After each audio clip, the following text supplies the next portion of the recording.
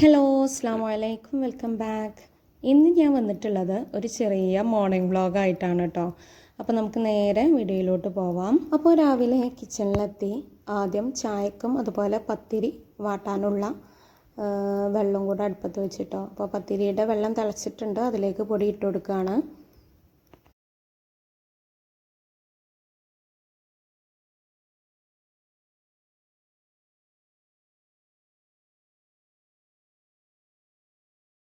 അപ്പോൾ പത്തിരിപ്പൊടി വാട്ടിയപ്പോഴേക്കും നമ്മുടെ ചായ നന്നായി തിളച്ച് പൊടിയൊക്കെ ഇട്ടിട്ടുണ്ട് കേട്ടോ. ഇനി അത് മാറ്റി വെച്ചതിന് ശേഷം നമ്മൾ ഒരു ഗ്ലാസ് വെള്ളം കുടിക്കുകയാണ്. ചിയാ സീഡ് കുതിർത്തിട്ടുള്ള വെള്ളമാണ് കേട്ടോ കുടിക്കുന്നത്. അപ്പോൾ അതിലേക്ക് ഒരു ചെറിയ കഷ്ണം നാരങ്ങയും അതുപോലെ കുറച്ച് തേനും കൂടെ ചേർത്തിട്ട് ഒന്ന് മിക്സ് ചെയ്തെടുക്കുകയാണ്. അത് വെറും വയറ്റിലാണ് കേട്ടോ കുടിക്കുന്നത്.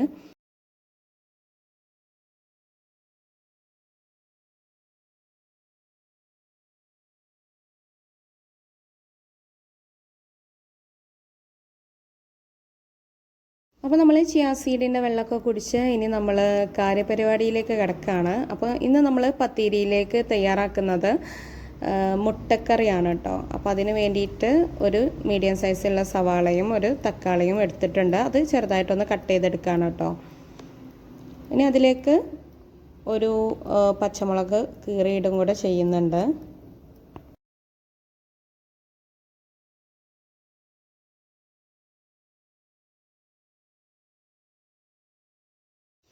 ഇനി ഒരു പാന് അടുപ്പത്ത് വെച്ചിട്ടുണ്ട്, അതിലേക്ക് കുറച്ച് വെളിച്ചെണ്ണ ഒഴിച്ചു കൊടുക്കുന്നുണ്ട് കേട്ടോ.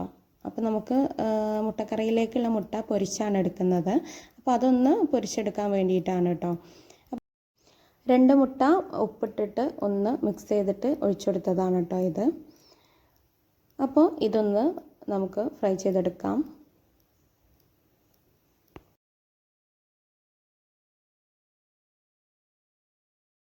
ഇനി ഇതൊന്ന് മറിച്ചിട്ട് കൊടുത്തിട്ടുണ്ട്. ഇനി നമുക്ക് ഫ്ലെയിം ഓഫ് ചെയ്ത് മാറ്റി വെക്കാം. ഇനി ഒരു പാത്രത്തിലേക്ക് എണ്ണ ഒഴിച്ച് കൊടുക്കുകയാണ്. ശേഷം നമ്മൾ നേരത്തെ കട്ട് ചെയ്ത് വെച്ചിട്ടുള്ള വലിയുള്ളിയും അതുപോലെ തക്കാളിയൊക്കെ ഇതിലേക്ക് ഇട്ട് കൊടുക്കുക. ഇനി ഇത് പെട്ടെന്ന് വാടി വരാനായിട്ട് കുറച്ച് ഉപ്പും കൂടെ ചേർത്ത് കൊടുക്കുന്നുണ്ട് കേട്ടോ.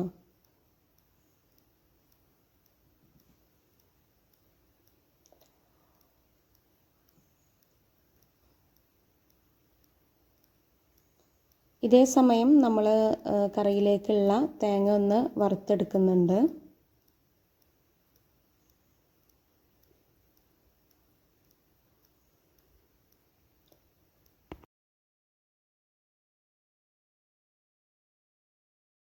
ഇനി നമുക്കിതിലേക്ക് മസാല ചേർത്ത് കൊടുക്കാം.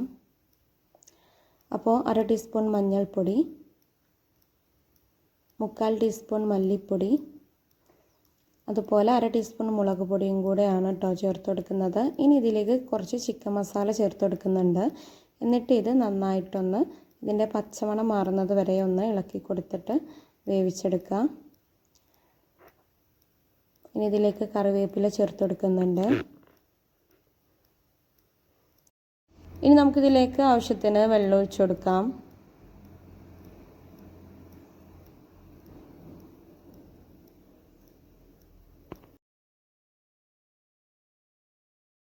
അപ്പോൾ കറി നന്നായി തിളച്ച് വന്നിട്ടുണ്ട്. ഇനി നമുക്കിതിലേക്ക് നമ്മുടെ വറുത്തരച്ച തേങ്ങ ഒഴിച്ചു കൊടുക്കാം കേട്ടോ.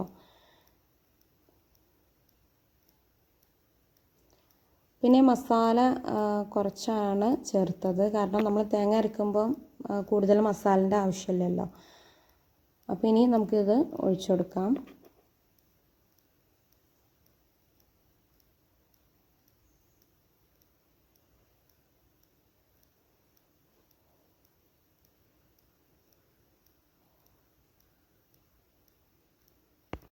ഇനി നമ്മുടെ കറി തുള്ളി വരുന്ന സമയത്ത് നമുക്ക് നേരത്തെ ഫ്രൈ ചെയ്ത് വെച്ചിട്ടുള്ള എഗ്ഗ് ചേർത്ത് കൊടുക്കാം.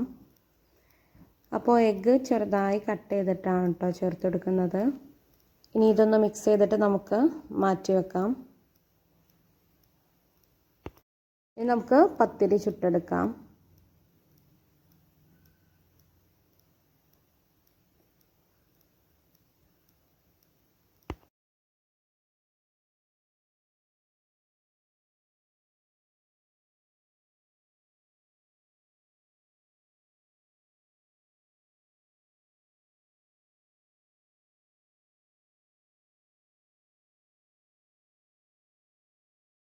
അപ്പോൾ നമ്മുടെ പത്തിരിയൊക്കെ ചുട്ടെടുത്തിട്ടുണ്ട് കേട്ടോ. ഇനി നമ്മൾ ചായ കുടിക്കാൻ ഇരിക്കുകയാണ്.